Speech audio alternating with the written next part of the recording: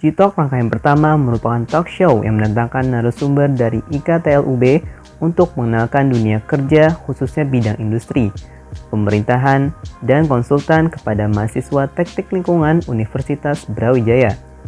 Sektor pemerintahan menjadi salah satu opsi untuk lulusan teknik lingkungan melanjutkan karirnya.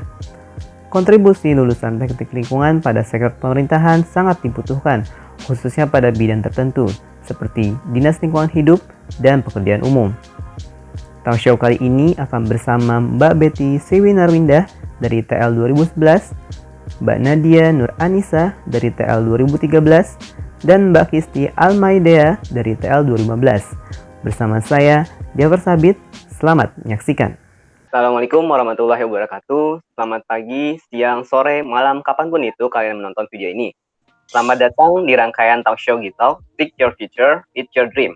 Kali ini kita akan membahas bidang pemerintahan dengan tujuan obrolan kali ini yaitu mampu mengetahui gambaran umum dan wawasan mengenai pekerjaan lulusan teknik lingkungan di bidang pemerintahan atau ASN, mengetahui peran lulusan teknik lingkungan di bidang pemerintahan, mampu mengetahui hal-hal yang harus dipersiapkan untuk mendaftar pekerjaan di bidang pemerintahan, mampu mengetahui pengalaman-pengalaman selama mulai bekerja pada bidang pemerintahan, mampu menerapkan tips and trik sebagai bekal dari diri untuk mendaftarkan diri pada pekerjaan di bidang pemerintahan. Nah, sebelumnya, perkenalkan, nama saya Jafar Sabit Rabani, bisa dipanggil Jabit dari Teknik Lingkungan Universitas Brawijaya 2019, sebagai moderator yang akan memandu jalannya talk show pada hari ini. Saat ini saya telah bersama 3 alumni dari Teknik Lingkungan Universitas Brawijaya sebagai narasumber dari bidang pemerintahan. Saya persilakan, saya akan menyapa terlebih dahulu untuk selamat pagi Mbak Kisti. Pagi. Selamat pagi Mbak Nadia. Selamat pagi. Dan selamat pagi Mbak Betty. Selamat pagi. Sebelumnya saya ucapkan terima kasih pada Mbak sekalian karena sudah mau menyempatkan waktunya untuk menjadi pemateri di talk show acara Gitalk pada bidang pemerintahan kali ini. Dan semoga talk show ini dapat berjalan dengan lancar tanpa ada gangguan, terutama gangguan untuk sinyal karena talk show Gitalk pada hari ini dilaksanakan secara daring karena adanya wabah yaitu virus corona dan himbauan untuk di rumah aja. Baik, langsung saja sebelum itu saya ingin menanyakan perkenalkan diri terlebih dahulu kepada para pemateri. Mungkin diceritakan terlebih dahulu singkat saja bagaimana latar belakang dari mbak-mbak sekalian, mulai dari di teknik lingkungan Universitas Brawijaya sampai masuk dunia pekerjaan sekarang ini. Mungkin bisa dimulai dari Mbak Betty. Assalamualaikum, selamat pagi. Salam. Saya Betty, alumni TL01 Universitas Brawijaya. Saya lulus tahun 2015. Saat ini saya bekerja di Dinas Lingkungan Hidup Kabupaten Banyuwangi di bidang pengelolaan limbah B3. Saat ini saya juga merangkap sebagai ibu rumah tangga dan masih berprofesi sebagai makeup artist. Wah, Sekali. Oke, selanjutnya kepada Mbak Nadia, dipersilakan. Oke, Assalamualaikum warahmatullahi wabarakatuh. Selamat pagi. Saya Nadia, angkatan TL03. Kebetulan sekarang diterima di Kabupaten Malang di bidang perencanaan dan pengembangan sumber daya air. Sementara ini masih ngekos di Kepanjen ya, di jadi nggak bisa kemana-mana sama corona ini ya. Jadi kebetulan tidak seperti Mbak Betty, saya masih single. Kamu yang rumah tangga. Oke, terima kasih. Baik, kepada Mbak Kisti, silakan perkenalkan diri. Assalamualaikum warahmatullahi wabarakatuh. Waalaikumsalam. Saya Kisti, TL05. Saya Queen TL05. Harus bangga. Kebanggaan kan prestasi.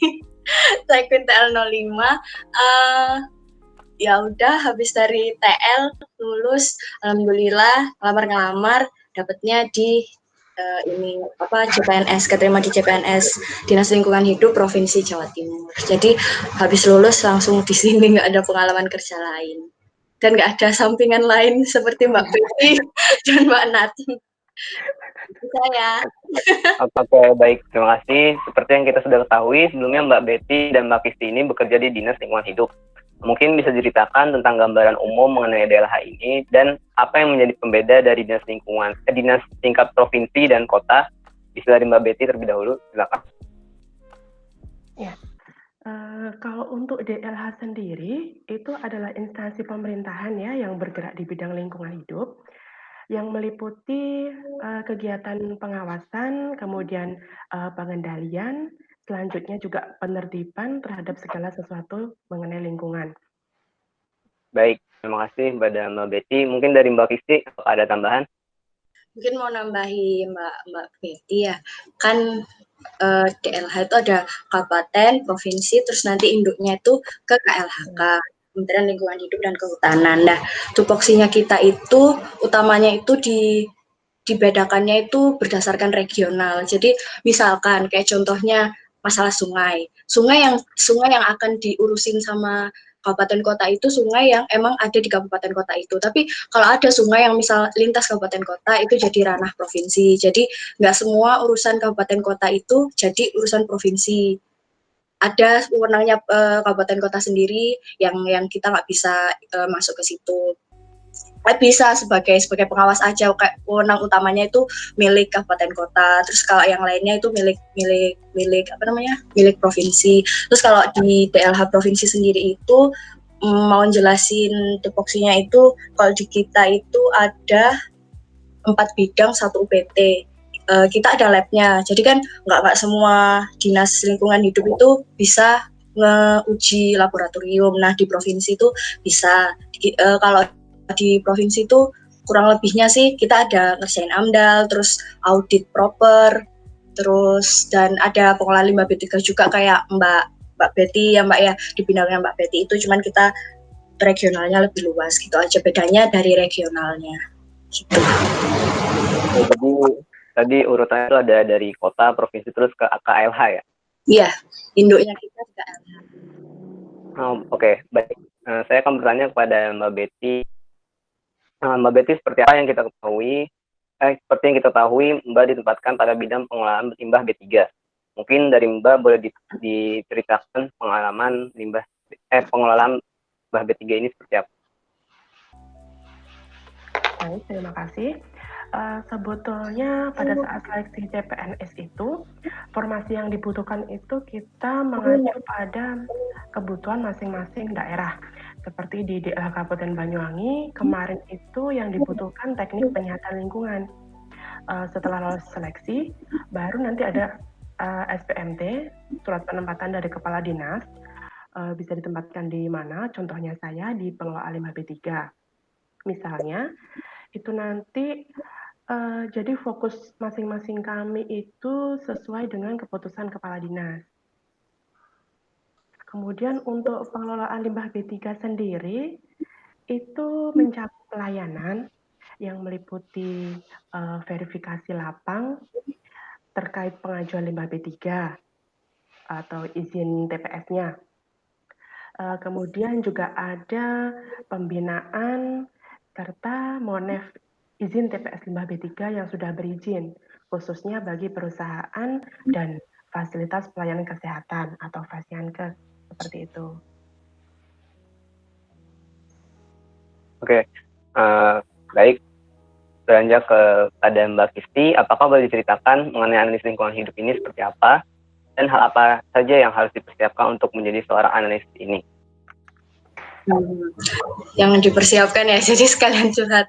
Sebenarnya tuh kan daftar waktu CPNS itu kita juga langsung melihat formasinya, namanya langsung analis, terus ada pengawas dampak lingkungan, fungsional gitu-gitu. Nah, awalnya tuh aku juga nggak ngerti, saya juga nggak ngerti itu tuh kerjanya ngapain sih gitu kan kayak kurang informasi gitu ya, analis itu sebagai apa. Terus waktu udah nyemplung ternyata analis tuh ini banget, kayak dasarnya banget buat pejabat-pejabat di instansi itu memutuskan kebijakan. Jadi kita tuh kerjanya ada data, ngolah datanya ini kita olah, kita interpretasikan sesimpel mungkin supaya dimengerti kaum awam, dimengerti yang lain-lain itu.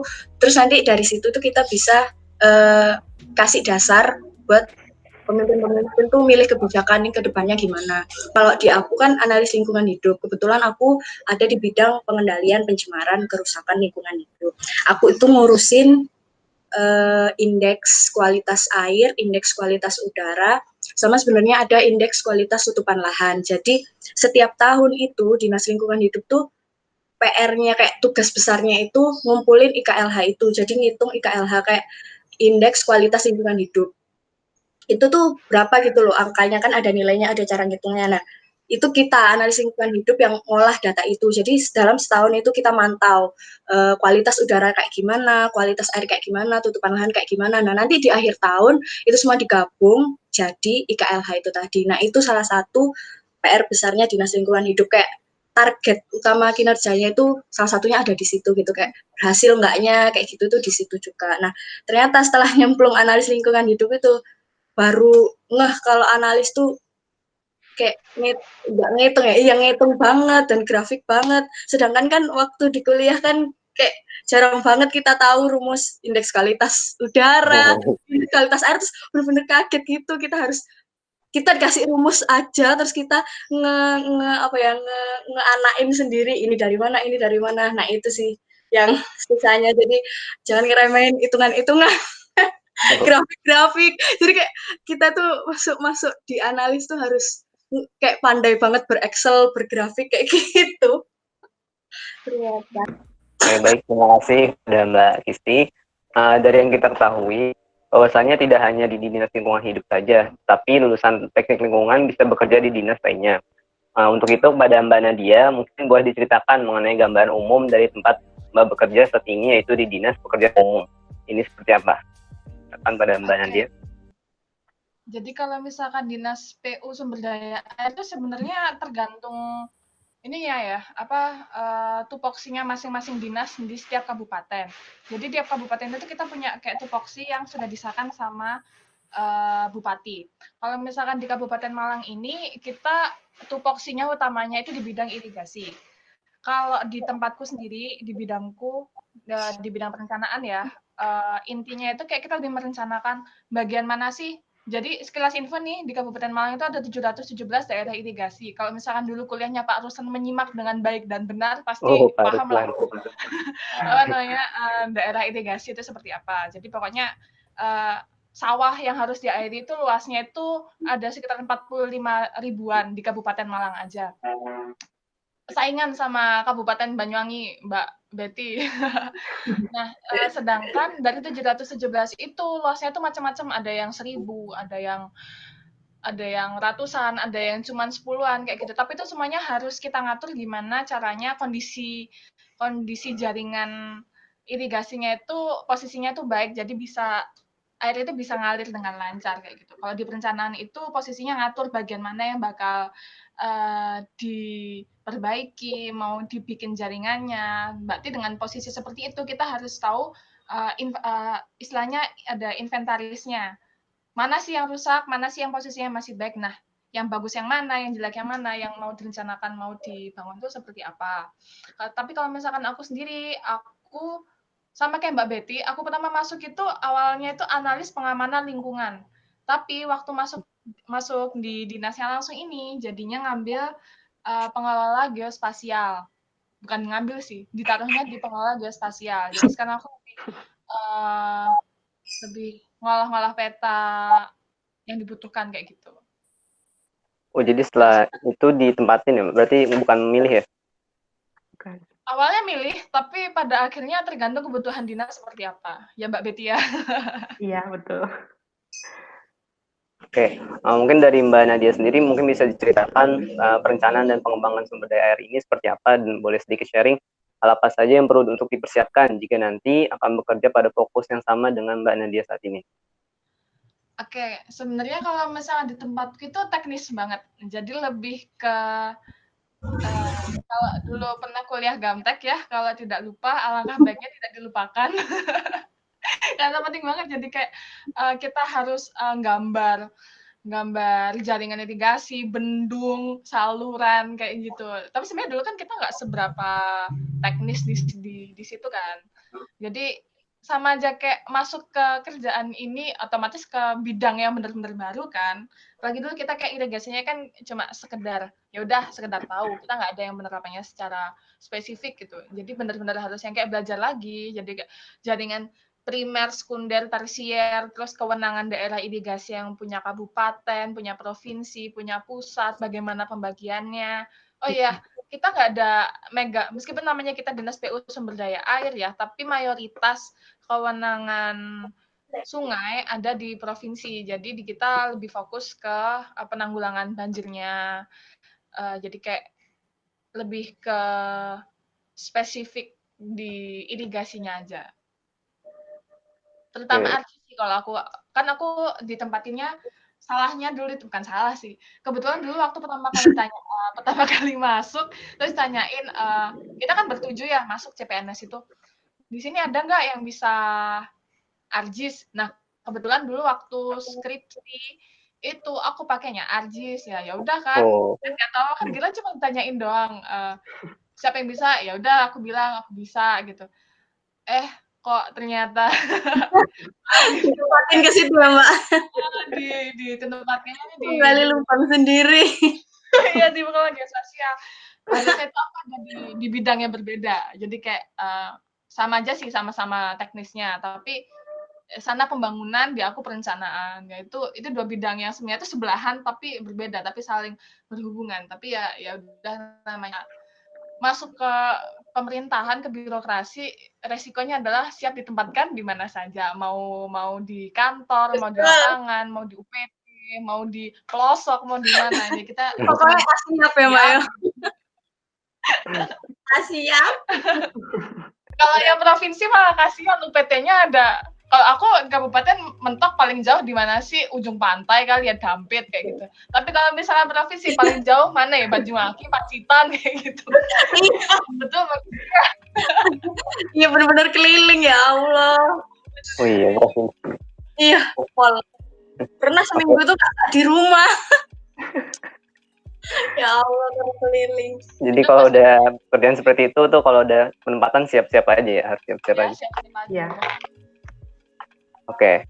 Seperti yang sudah kita dengar dari ketiga pemateri, mulai dari apa sih Dinas Lingkungan Hidup itu, Dinas Pekerjaan Umum itu apa, kemudian mengenai fokus pekerjaannya seperti apa, dan hal apa saja yang perlu dipersiapkan. Sepertinya sulit untuk dibayangkan bagaimana saat mereka bekerja. Kepada Mbak-Mbak mungkin bisa sharing terlebih dahulu mengenai bagaimana cara Mbak dalam memanajemen waktu. Bisa mulai dari Mbak Tisti. Ini manajemen waktunya nih, mati. Kalau aku sih manajemen waktu, mumpung aku belum kayak Mbak Betty yang udah berumah tangga, pastinya itu lebih ini banget sih. Nah itu ketakutan aku juga kalau kalau udah berumah tangga sih, ini kayak bayangan orang dulu kan ya, kalau PNS santai pulang sore ini itu, tapi tuh setelah nyemplung ke sini tuh malah ya Allah kayak ya Allah kalau aku nggak boleh bahasa Jawa ya. Ya Allah nanti siap nggak kalau misalnya aku tuh udah berumah tangga, udah punya anak, terus dengan kerjaan yang kayak gini tuh malah bukan seindah pikiran orang-orang yang dulu yang pulang sore jam 4 kayak gitu. Sampai dulu tuh pernah ya, aku tuh sebenarnya kan pulang jam 4 sore, tapi karena setiap hari aku pulangnya habis Isya, sampai waktu aku pulang jam 4 sore itu orang rumah tuh tanya, loh kok udah pulang, kamu sakit apa, loh emang pulang jam 4. Itu saking kayak gitunya. Jadi jangan kayak manajemen waktunya tuh benar-benar sulit banget sih. Kayak Sabtu Minggu tuh emang harus siap digangguin, apalagi untuk kita yang masih bujang-bujang. Nah itu tuh pasti nomor 1 yang diprioritaskan untuk digangguin. Disuruh ya. Maksudnya ya kita yang diituin sih, di nomor depankan gitu kalau ada apa-apa yang urgen kayak gitu. Jadi siap aja. Terus manajemen waktu itu penting, dan manajemen ini sih kalau aku ilmu barunya nih ini file-file. Karena kalau kita di sini tuh apa yang kita omongin di pemerintah itu, apa yang kita omongin tuh berdasar data. Jadi kerjaan kita tuh semua itu berdasarkan data, makanya ngeorganisir file di laptop tuh penting banget buat kita. Karena data yang 2 tahun lalu, 3 tahun lalu, bahkan 5 tahun lalu tuh masih akan diminta ke depannya gitu. Jadi kita benar-benar harus kayak gitu sih. Manajemen waktu dan file ini yang penting. Mungkin mbak-mbak yang lainnya bisa menambahin yang lebih jago. Oke, baik. Terima kasih kepada Mbak Kisti. Lanjut kepada Mbak Nadia, silakan. Berarti gongnya nih Mbak Betty nih. Yang paling sulit ya manajemen. Ya sih sama sih. Ya itu tadi sebenarnya kalau misalkan aku sih karena masih di kabupaten ya, mungkin beban kerjanya nggak sebanyak yang di provinsi, tapi ya tetap aja sama aja banyak gitu. Yang penting gimana ngaturnya dari masuk sampai mau pulang itu. Kebetulan atasanku bukan tipe-tipe yang suka lembur-lembur. Misalnya lembur soalnya kerja bakti. Soalnya tuh jadi gimana ngaturnya dari jam 8 sampai mau pulang jam 4 itu kita benar-benar ngatur apa yang harus dikerjakan, apa yang deadline-nya buat kapan, harus selesai kapan, data yang harus diminta harus ke bidang-bidang itu seperti apa, itu benar-benar harus nata. Pinter-pinternya kita data yang ini belum ada, berarti masih bisa ngerjain yang sini dulu. Itu harus ruwet juga sih. Karena ya sama kayak Kece tadi, yang bujang apalagi yang kosan, yang ngekos deket kantor. Jadi kayak misalkan ada apa-apa, ambilin data, ambilin data, kopiin berkas, anterin ke sini. Aku cuma yang kayak, hah? Oh, iya Pak. Ya, oke, siap. Ya itu tadi. No privacy ya Mbak ya? Udah kayak, oke, siap. Terus, iya, siap. Ke Surabaya, iya Pak, siap. Gitu. Udah nggak ada nih. Kebetulan juga kan aku ada sampingan ini juga kan, ya karena dulu nggak ada kebanyakan ikut panitia PDD kan ya, sekarang masih nyampingin desain juga. Nah kebetulan misalkan sekarang masih bisa ngambil tapi yang nggak mepet-mepet deadline, jadi kalau ambil sampingan harus yang deadline-nya agak longgar, jadi kitanya nggak kecekek udah urusan kerjaan kayak begitu, terus deadline kayak begini, besoknya itu sih. Untungnya masih belum sebenarnya nggak sehektik Mbak Betty, masih aku meskipun hidupnya ya kita nggak sehektik Mbak Betty. Jadi berumah tangga tuh setelah kita perlu applause sama Mbak Betty. Kali ini kita single bahagia ya Mbak. Oke, dan ini terakhir nih mungkin dari Mbak Betty yang sudah berkeluarga bisa ceritakan bagaimana mengatur waktunya sambil bekerja. Baik. Kalau saya pribadi, di sini kan saya aja nih yang sudah berumah tangga. Jadi untuk pembagian waktunya mungkin kalau di kantor itu mungkin kita bisa prioritaskan ketika di lapangan ataupun administrasi ataupun yang lainnya. Kemudian kalau untuk kerjaan mungkin yang belum selesai di kantor bisa dibawa pulang. Jadi di rumah juga merangkap sebagai ibu rumah tangga. Nanti setelah di sela anak tidur mungkin bisa dikerjakan lagi seperti itu. Mohon maaf kalau misalnya ada dinas itu berarti ada yang ditinggalkan di rumah ya? Iya, dan kebetulan suami mendukung. Alhamdulillah juga memahaminya. Nah, teman-teman keren-keren ya bagaimana cara Mbak kita dalam manajemen waktunya dengan pekerjaan yang cukup berat. Dan dengan pekerjaan yang cukup berat ini pasti pernah mengalami pengalaman-pengalaman yang bisa dijadikan pembelajaran hidup. Untuk Mbak Nadia, pengalaman apa saja yang sudah pernah dirasakan oleh Mbak selama bekerja di bidang pemerintahan ini, khusus pada fokus pekerjaan Mbak? Banyak. Jadi kayak ya itu tadi sih, karena kita kan awalnya bukan yang TL banget ya kerjaannya, bukan yang kayak kalau misalkan Kisti, Mbak Betty itu kan Betty Galim, AMDAL, Proper, UPL kayak gitu-gitu kan.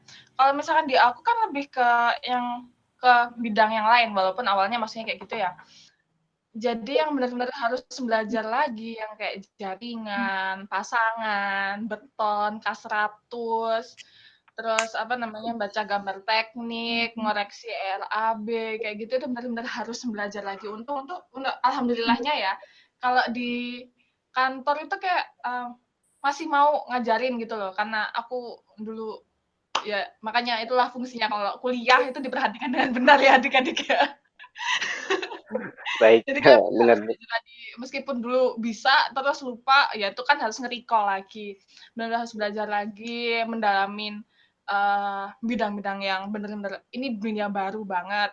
Terus harus ngurus usulan perencanaan sampai ke pusat, harus apa ya namanya itu, melengkapi berkas-berkas minta ke pusat. Misal kita mau mengajukan, aku mau bangun saluran segini, segini, dananya segini. Nah, mereka nanti bakal minta ketentuan-ketentuan kayak gambar tekniknya gimana, skemanya kayak gimana, petanya gimana, efeknya kayak gimana, yang terdampak seperti apa. Dan itu tuh nggak cuman bisa diurus di bidang kita aja.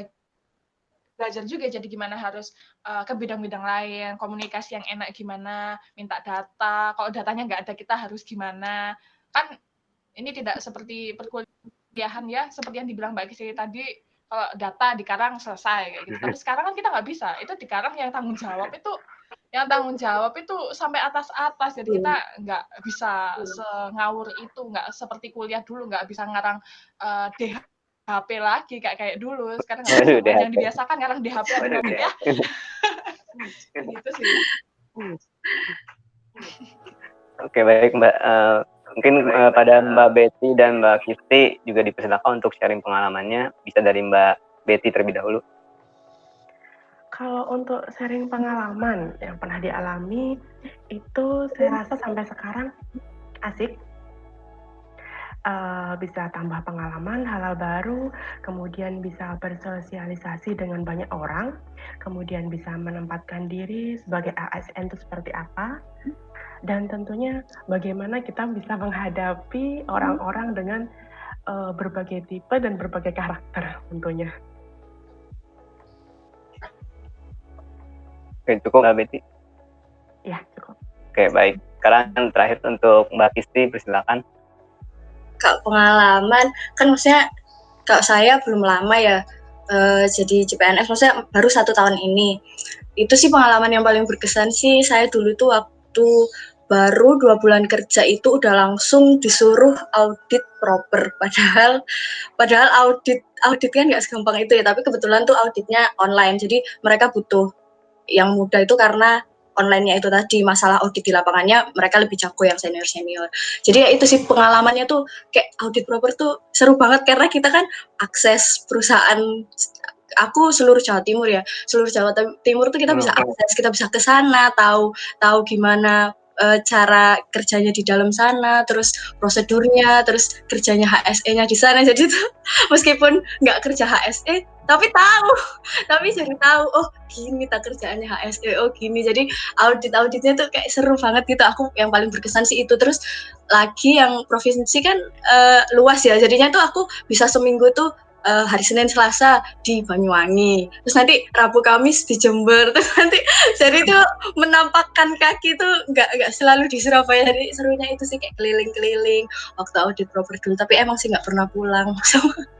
Tapi ya itu serunya, mumpung masih belum di rumah, belum ada yang nungguin selain aku. Jadi ya itu seru sih aku, sama ketemu orang lain, orang banyak. Terus biasanya kalau bimtek gitu ya Mbak itu ya Mbak Betty ya, kita kayaknya harusnya kita akan bersama, kita akan bertemu. Ketemu antar provinsi, antar ini disatuin sama kementerian, terus provinsi ngadain acara, nanti ketemu seluruh kabupaten kota, itu seru sih. Kadang juga bisa ya sama Mbak Nat ya Mbak ya, Dinas PU kalau misalkan ada kegiatan yang bersinambungan gitu. Ketemu orang-orang banyak itu seru sih. Jadi Mbak Betty sama Mbak Kisti sebelumnya udah pernah ketemu juga belum? Belum ya Mbak ya, kita ya? Kebetulan belum deh ya. Iya, tapi aku pernah sih ke DLH Banyuwangi, cuman mungkin nggak ketemu Mbak Betty. Soalnya kan enggak. Soalnya pikirku kan Mbak Betty kan B3. Nah, aku tuh bidang B3 di provinsi itu aku nggak nyambung sama mereka. Ya nyambung sih dikit, tapi nggak masuk banget gitu loh kalau bidangku ke B3. Jadi ya gitulah. Belum ya Mbak ya. Oke, kita kapan-kapan bertemu. Siap, ditunggu. Oke, baik. Nah, dari pengalaman dialami selama bekerja, ada nggak sih tantangan tersendiri dari Mbak masing-masing selama bekerja ini? Boleh dari Mbak Betty terlebih dahulu. Untuk tantangan saat bekerja, itu kan kalau di Banyuwangi secara rutin itu ada festival yang disebut dengan Banyuwangi Festival atau BIFES. Pada tahun 2019 sendiri itu ada 121 event, itu bertajuk kesehatan, kemudian teknologi, kemudian keagamaan, fashion, kuliner, dan masih banyak lagi. Untuk penyelenggara penanggung jawab itu adalah masing-masing SKPD, jadi untuk masing-masing SKPD diharapkan untuk saling mengisi, saling terkait. Untuk di LH sendiri itu ada misalnya tahun 2019 ada festival kreatif recycle sama festival toilet bersih dan kali bersih, di mana itu membutuhkan waktu, pemikiran, dan tenaga yang ekstra, ya, dari mulai acara persiapan sampai hari H, dan ini mungkin yang membuat berbeda Banyuwangi dengan daerah lain. Seperti itu. Oh iya. Iya. Mungkin bisa jelaskan tuh bagaimana sih Banyuwangi Festival itu seperti apa? Kalau untuk Banyuwangi Festival itu diadakan rutin, di mana dalam 1 tahun itu terbagi beberapa jadwal, di tiap bulan itu ada, kecuali mungkin bulan puasa. Itu diselenggarakan. Oh, jadi tiap bulan bukan tiap tahun. Jadi dalam 1 tahun itu ada 121 event. Oh, banyak. Banyak. Dan DLH pun juga mengisi festival itu. Jadi butuh waktu, butuh persiapan, butuh pemikiran yang ekstra matang sampai hari H. Kayak gitu. Jadi Jadi itu tantangannya ya. Oke, lanjut kepada Mbak Nadia. Bagaimana Mbak Nadia? Kalau aku, apa ya, tantangannya ya setiap hari adalah tantangan karena kita nggak tahu kerjaan apa lagi yang bakal dilempar ke kita. Ini sih kayaknya selain kerja yang ada di tupoksi kita ya, sama kayak Mbak Betty sih. Bukan kita yang nyelenggarain acara, tapi kita kayak lebih diminta partisipasinya, kayak semacam Expo Kabupaten kali ya, Expo Kabupaten sama kirap. Nah, kebetulan kan waktu itu baru berapa bulan masuk ya, 3 bulan 4 bulan masuk. Terus dipanggil sama Kemendinas, Nadia kamu bantu buat ngurusin acara ini ya. Aku cuma kayak, mohon maaf belum Bapak, tahu ini apa-apa. bukannya biasanya apa namanya, biasanya kan kayak setiap dinas itu punya tradisinya masing-masing gitu loh. Jadi kayak harus berkoordinasi sama yang bapak-bapak, ibu-ibu yang sepuh-sepuh buat menyatukan pemikiran apa yang mau ditampilkan waktu di expo. Terus jadi kayak panitia lagi gitu loh. Jadi kayak dulu yang kepake di kuliah tuh kayak dipakai lagi. Kayak panitia organisasi gitu. Dan bedanya ini kita kalau misalkan sesama mahasiswa, sesama anak muda kayak gini, kita masih enak, kita diskusinya masih enak. Tapi kalau misalkan harus sama yang tua-tua, kita harus yang kayak harus salah dibilang nggak sopan. Jadi harus benar-benar yang gimana sih caranya koordinasi sama bapak-bapak, ibu-ibu, apalagi hal-hal di luar tupoksi itu harus paham lah. Siap aja pokoknya. Kembali ke konsepnya tadi, siap pokoknya. Baik, terima kasih Mbak Kristi, dipersilakan. Kalau aku, ini kan Mbak tadi kan nyeritain tantangan itu ya, kayak di kerjaannya, lembaganya. Kalau aku sih lebih pengen sharing kayak tantangan kita pribadi menempatkan diri sebagai ASN gitu.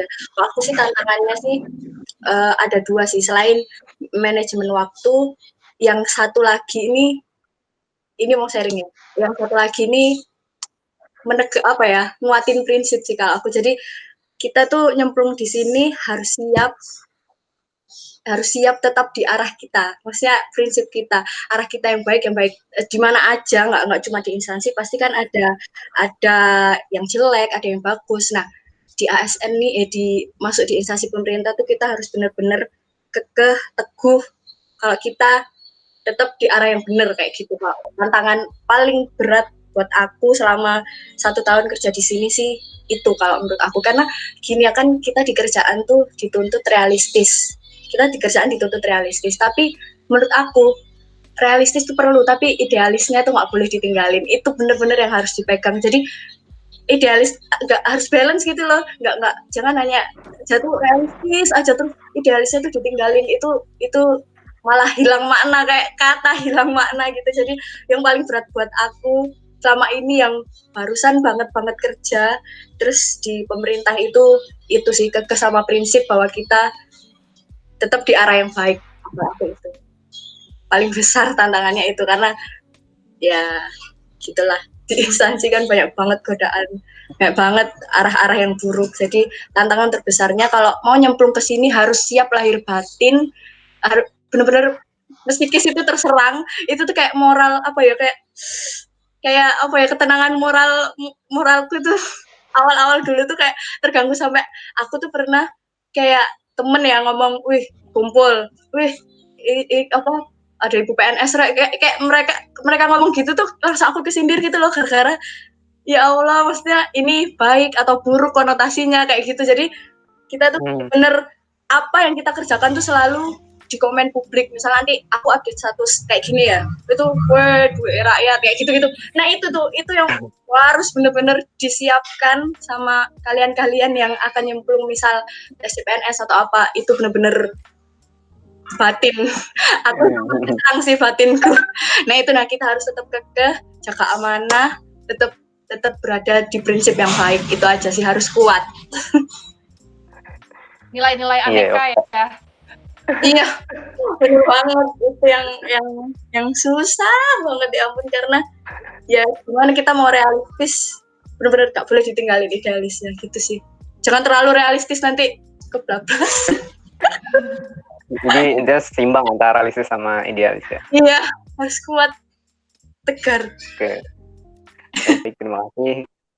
Setelah banyak diceritakan mengenai serba-serbi tantangan dalam bekerja, pengalaman yang pernah didapat, dan fokus pekerjaannya, kepada Mbak Betty, Mbak Nadia, Mbak Kisti, mungkin boleh di-sharing tips and triknya menghadapi ujian CPNS. Karena kita tahu kalau ada SKD, kemudian lanjut SKB, dan boleh diceritakan bagaimana prosesnya bisa sampai lulus jadi PNS seperti sekarang ini. Pada Mbak Nadia, silakan. Apa ya tips-tipsnya? Soalnya aku nyoba tes itu 2 kali, 2017 sama 2018. Waktu 2017 itu di kementerian kan, waktu itu daerah belum ada yang buka, dan ya kebetulan nggak lolos gitu. Sebenarnya tuh kemungkinannya juga besar, tapi ya karena nggak rezeki itu tadi sih. Sebenarnya kalau misalkan tes CPNS, kalau misalkan aku kalau boleh bilang rezeki-rezekian ya. Saya kadang itu yang kita persiapkan apa, malah nanti keluarnya apa. Tapi kalau misalkan memang mau benar-benar melajari, itu kan kalau SKD ya, di SKD itu kan ada kisi-kisinya ya. Kalau aku ngerasa aku nggak mampu di TWK, kewarganegaraan. Jadi aku tak fokusin di situ. Fokuskan di yang dari jauh-jauh hari, kamu fokuskan yang menurut kita itu aku nggak bisa ini, kayak gitu. Kalau misalkan kayak gitu, nanti bakal otomatis awareness-nya kita bakal otomatis lebih fokus ke situ. Fokus, ya. Terus kalau misalkan pas SKB, kalau SKB itu cari info sih, tergantung formasinya. Jadi aku dulu formasinya analis pengamanan lingkungan, terus kayak analis lingkungan hidup ya. Itu kalau nggak salah tes SKB-nya kalau nggak salah itu sama. Pokoknya itu masih soal sesuai background kita. Sesuai sama jurusan terutama. Tapi tergantung formasinya juga. Soalnya ada yang pengamanan dampak lingkungan apa ya, itu beda soalnya daripada kita. Kalau kita kan analis, kalau pengamanan beda lagi. Itu tergantung sama ya itu tadi formasinya, benar-benar sama formasinya. Sama jangan lupa minta restu orang tua ya. Semua kalau misalnya sama juga penting. Itu paling penting itu. Iya benar. Sama banyak-banyak doa. Amin. Oke, Mbak Kisti, silakan. Aku sih alhamdulillah banget ya Allah, kayak di TLUB tuh kakak tingkatnya baik-baik semua. Aku tuh daftar tes PNS ini kan cepet-cepet ya, kayak mepet-mepet gitu ya. Terus aku tuh cuma ngobrol minta, setahu aku waktu itu tuh yang udah nyemplung di PNS itu Mbak F3 di Kementerian Perindustrian. Nah, aku tuh cuma chat sama Mbak F3 itu dan ya Allah baik banget. Jadi aku dikasih tips and triknya. Waktu SKD itu aku itu kan banyak yang gagal, jadi SKD sekalian dijelaskan aja ya. Jadi biar jelas, SKD itu isinya tuh ada 3, ada TIU, TWK sama TKP. Nah, TIU tuh kayak intelijensi umum kayak aljabar, terus algoritma, terus gitu, pokoknya yang matematika gitu. Terus habis gitu yang TWK ini tentang kewarganegaraan, TWK itu tentang kewarganegaraan tuh ya UU gitu. Terus habis gitu yang terakhir itu TKP. Nah, banyak yang di tahunku itu yang gagal tuh di TKP karena ini tuh kayak tes kepribadian gitu loh.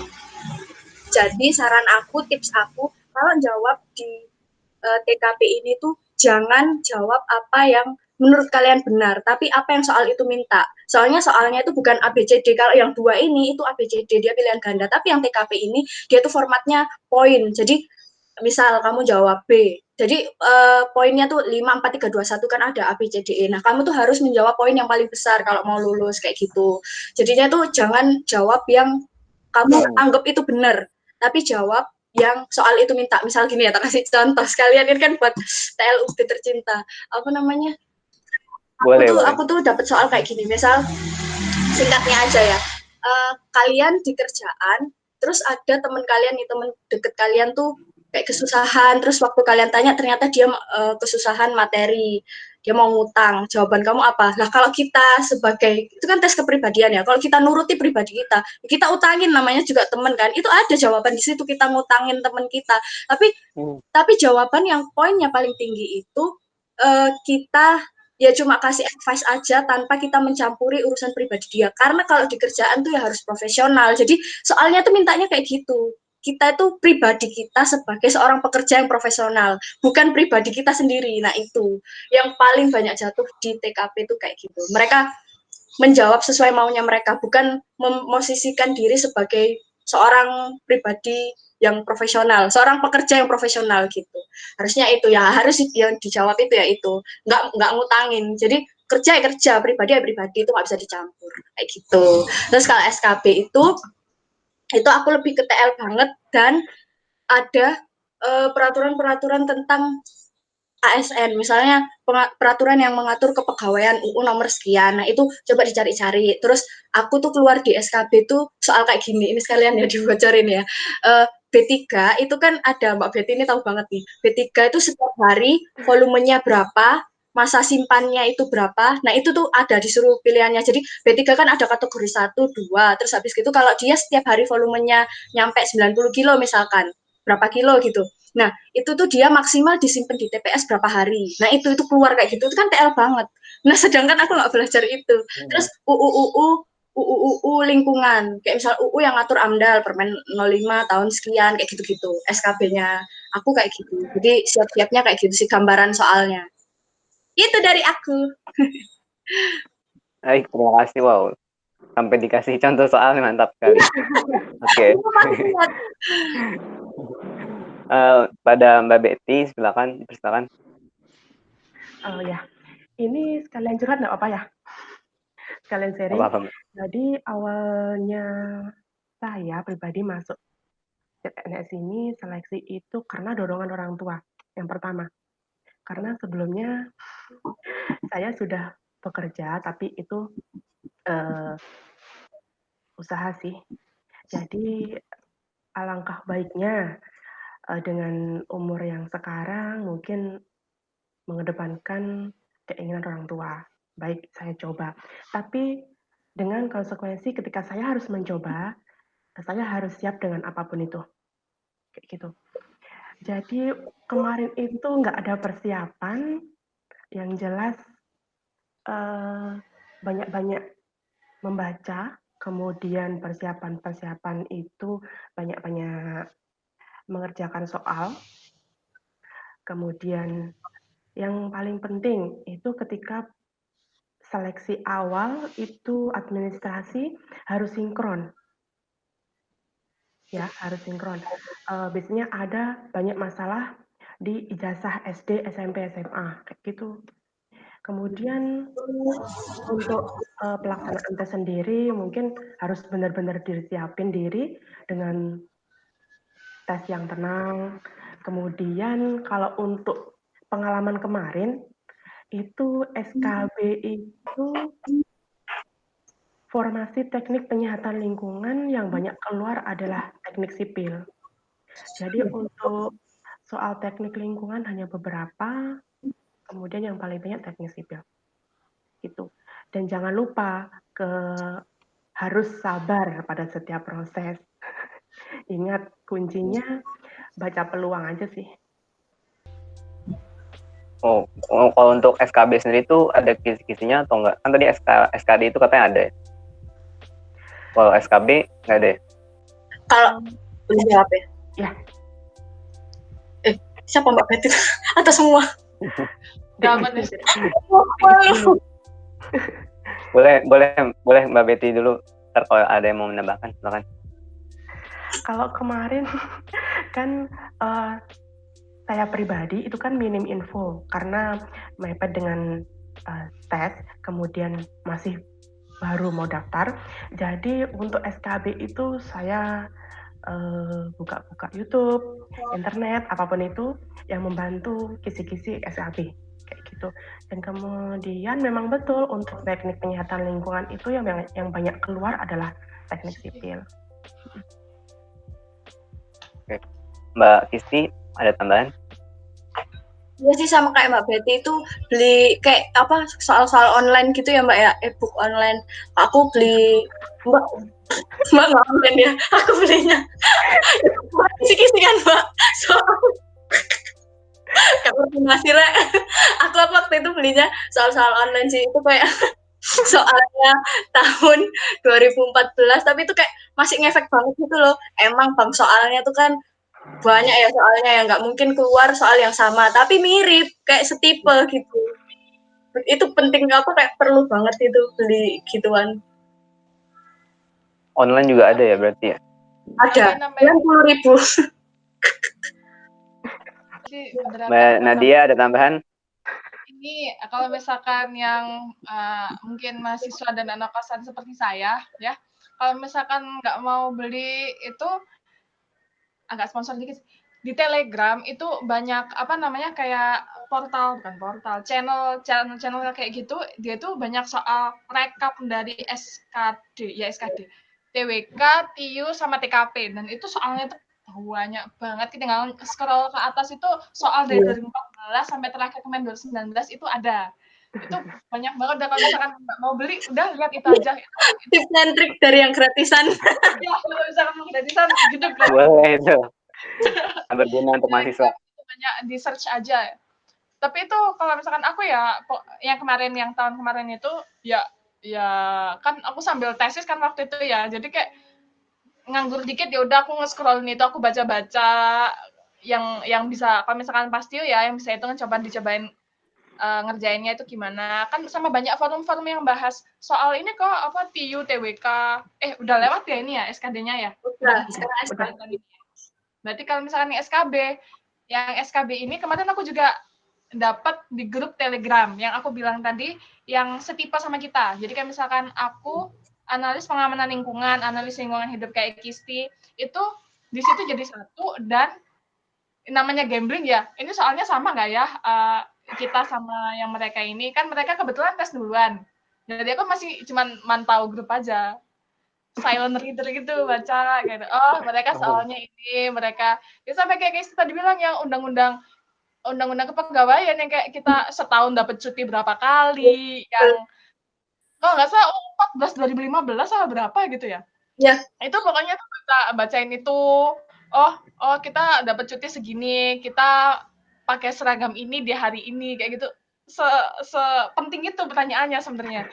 Tapi terus ya sama kayak apa Kisi juga kayak B3 itu juga ada, AMDAL itu ada, proses penapisan, AMDAL, UKL, UPL, kalau misalkan nggak wajib AMDAL, UKL, UPL, terus harus apa, kayak gimana, itu soalnya ada juga kayak gitu. Pun kalau misalkan jurusan kita kan ada beberapa macam lainnya ya, kayak Mbak Betty itu teknik penyehatan ya. Aku 2017 tes itu Mbak, yang 70% soalnya sipil. Aku cuma kayak habis SKB itu cuman Allahu Akbar, tiba jurusan laut. Iya bener. Alhamdulillah Mbak, kita TL banget ya Mbak. Iya, kita tahu banget alhamdulillah ya teknik penyehatan itu karena waktu itu teknik penyehatan itu yang terima ada dari 2 jurusan, teknik sipil sama teknik lingkungan. Itu benar-benar harus dilihat ya jurusan yang diterima kayak gimana. Sama kalau misalkan temenku juga ada yang daftar auditor apa ya? Dia auditor. Nah, kalau misalnya auditor kayak gitu lagi, nggak cuma dilihat formasinya aja, tapi dilihat dari jurusannya. Kalau misalnya dia nerima akuntansi, sipil, ekonomi dan sebagainya itu berarti kita juga harus siap buka yang jurusannya mereka juga karena nggak menutup kemungkinan kalau misalkan kita dapat soalnya mereka juga kayak gitu. Yang penting di Telegram itu banyak, itu gratis, dan di forum itu orang-orang itu pada murah hati gitu loh, kayak kemarin tes soalnya ini. Nah, orang-orang ini loh baik sekali ya, hatinya mulia sekali. Banyak orang baik banget. Ya, untungnya mereka juga keterima juga yang ngomong yang ngasih tahu gitu. Kalau misalkan udah ngasih tahu kayak gitu terus nggak keterima juga nggak tahu gitu nih kayak. Maaf ya. Oh, jadi di Telegram itu dia udah ujian terus ngasih tahu di grup gitu ya? Kayak nggak ngasih tahu soalnya, soalnya ini gitu nggak, tapi kayak ngasih kayak semacam kisi kayak gitu. Ini boleh nggak ya aku ngomong kayak gini sebenarnya? Ya udah nggak apa-apa. Boleh kan? Sharing is caring. Sharing is caring, oke. Sharing is caring. Caring. Oke, baik. Mungkin ini satu pertanyaan terakhir untuk Mbak kalian. Dari teman-teman kita mungkin kan ada yang mau menghadapi tes CPNS, tapi kita tahu kalau sekarang ini akibat adanya virus corona, pelaksanaan tes CPNS ini menjadi ditunda sampai batas waktu yang tidak pasti. Bagaimana pendapat dari Mbak sekalian? Dari Mbak Betty, silakan. Baik, untuk teman-teman semua yang mau seleksi CPNS, saya doakan semoga lolos. Tetap tenang, tetap berdoa, kemudian dimanapun kalian berada, mulailah untuk belajar mengerjakan apa yang bisa kalian kerjakan pada saat ini. Entah suka ataupun tidak, lakukan semampunya, kemudian libatkan kedua orang tua, karena restu orang tua itu sangat berpengaruh, dan sisanya percayakan pada Allah SWT. Baik, terima kasih kepada Mbak Nadia, silakan. Yang mau tes SKB ya? SKB ini habis ini. Yang jelas itu yang pertama, kita harus ikhlas. Kalau ngerjain jangan dipikir kita bakal kebeban, ini bener nggak ya? Kalau misalnya ini salah, nanti aku dapat nilai berapa? Nanti kalau misalnya dapat nilai berapa, nanti aku lolos nggak ya? Kalau misalnya kayak gitu, kita semakin stres, tambah otaknya semakin nggak bisa mikir. Pengalamanku 2017 kayak gitu. Jadi belum tes itu udah kayak stres duluan gitu loh. Kalau yang 2018 kemarin kayak udah bodo amat. Yang penting tes, yang penting ngerjain. Tapi bukan berarti nggak ada persiapan ya. Tapi benar-benar disiapin. Tapi yang kitanya itu harus calm down. Harus yang kayak yang tenang, ojo gopo, bismillah. Pokoknya percaya saja, semua kalau misalnya sudah jalannya akan dipermudah segala-galanya. Gitu aja. 100. Ampun subuh. Baik, Mbak Kisti, silakan. Iya sih, kayak kurang lebih sama juga sama Mbak Betty sama Mbak Nadia. Kayak kuncinya Mbak kan juga ngomong tenang ya. Kalau aku sih juga nambahin, kayak tes CPNS tuh jangan diharapin satu-satunya kalian daftar kerja ya, jangan ini aja gitu loh. Jadi aku dulu juga tes CPNS tapi nyari-nyari yang lain juga karena gambling banget di PNS itu kan saingannya ribuan, banyak dengan kuota penerimaan yang sedikit banget. Nah, kalian tuh benar-benar daftar cuman ya itu aja nguji, misal nguji aku sampai mana sih kayak gitu. Bener-bener jangan berharap aku harus keterima, aku harus lolos SKD, aku harus lolos SKB. Ya malah bener Mbak Nat, malah nggak jalan gitu loh. Jadinya kita yang ikhlas, ya bener kayak Mbak Nat gitu. Tenang, ikhlas, dan lapang dada. Jangan terlalu diharapin kayak itu sih. Jadi aku dulu juga tes CPNS tapi nyari-nyari yang lain juga karena gambling banget di PNS itu kan saingannya ribuan, banyak dengan kuota penerimaan yang sedikit banget. Nah, kalian tuh benar-benar daftar cuman ya itu aja nguji, misal nguji aku sampai mana sih kayak gitu. Bener-bener jangan berharap aku harus keterima, aku harus lolos SKD, aku harus lolos SKB. Ya malah bener Mbak Nat, malah nggak jalan gitu loh. Jadinya kita yang ikhlas, ya bener kayak Mbak Nat gitu. Tenang, ikhlas, dan lapang dada. Jangan terlalu diharapin kayak itu sih. dari aku itu. Oke, baik. Terima kasih pada Mbak semua atas tips and triknya. Terakhir pada Mbak sekalian mungkin ada sepatah dua patah atau motivasi atau pesan yang ingin disampaikan kepada para audiens yang akan menonton, atau mungkin closing statement terakhir. Pada Mbak Betty dulu, silakan.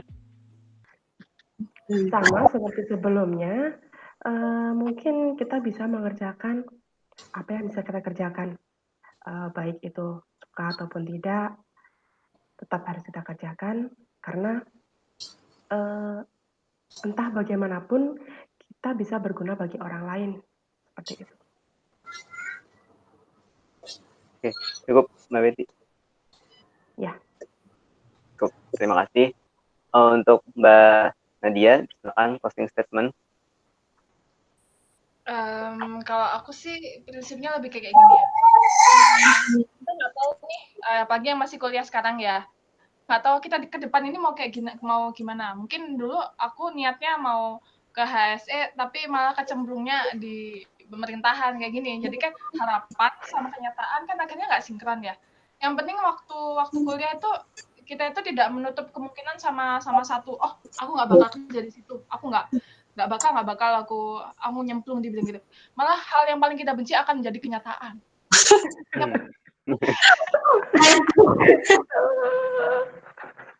Sesuatu yang aku nggak suka gamtek, aku nggak suka irigasi, aku nggak suka ini jangan ngeblok gitu loh, kayak nggak bakal aku masuk ke situ.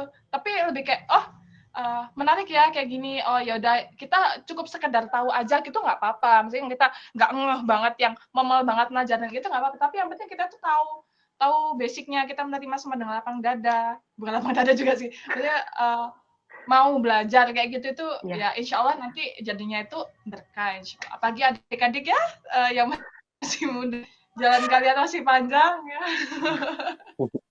Semangat dah pokoknya. IP itu bukan akhir dari segalanya. Baik, terima kasih. Pada Mbak Kisti, persilakan. Kalau aku sih lebih ini sih, kan sekarang pada digembor-gemborin tuh do what you love gitu ya. Tapi aku mau pesen aja sih, ini tuh real life gitu loh. Jadi lebih baik kita itu love what you do gitu loh. Jadi karena kita tuh harus ngolah psikis kita. Kalau misalkan kita kerja, psikis kita happy, kita suka apa yang kita kerjain, kita cinta apa yang kita kerjain, outcome-nya tuh bakal maksimal juga. Jadi di real life ini benar-benar, kalau aku ya, untuk aku orang yang otak dan ambisinya standar-standar aja, do what you love itu kayak kurang nempel gitu di aku. Jadi tapi itu bukan hal yang jelek, malah aku tuh kagum banget sama orang yang kekeh banget do what you love, karena ngejar passion tuh susah banget sih kalau aku, karena aku lebih menerima apa adanya yang nongol ke aku. Jadi aku lebih ke love what I do. Aku itu sih pesennya. Sama khusus buat adik-adik TLUB, maksudnya jangan minder. Kita TLUB kayak aku ya, satu dinas tuh nggak ada namanya TLUB, mereka nggak tahu kalau ada TL di UB. Semua satu dinas tuh ITS semua, jadi kayak Allahu Akbar, ini tuh kayak pindah universitas gitu. Mereka tuh segelumbulan orang-orang ITS di situ. Jadi tapi nggak usah minder, bener-bener nggak usah minder. Kalau kalian punya tekad, kalian punya tekad, terus kalian punya mau gitu, mau berubah, mau diajarin, orang-orang tuh tahu kualitas kita gitu. Jadi nggak usah minder kalau kita, justru bangga kalau kita TLUB. Mantap. Mantap bagus kamu. Iya kan Mbak, kalau TLUB itu keren banget. Jadi kita nggak ada pembandingnya gitu, jadi maju terus pantang mundur.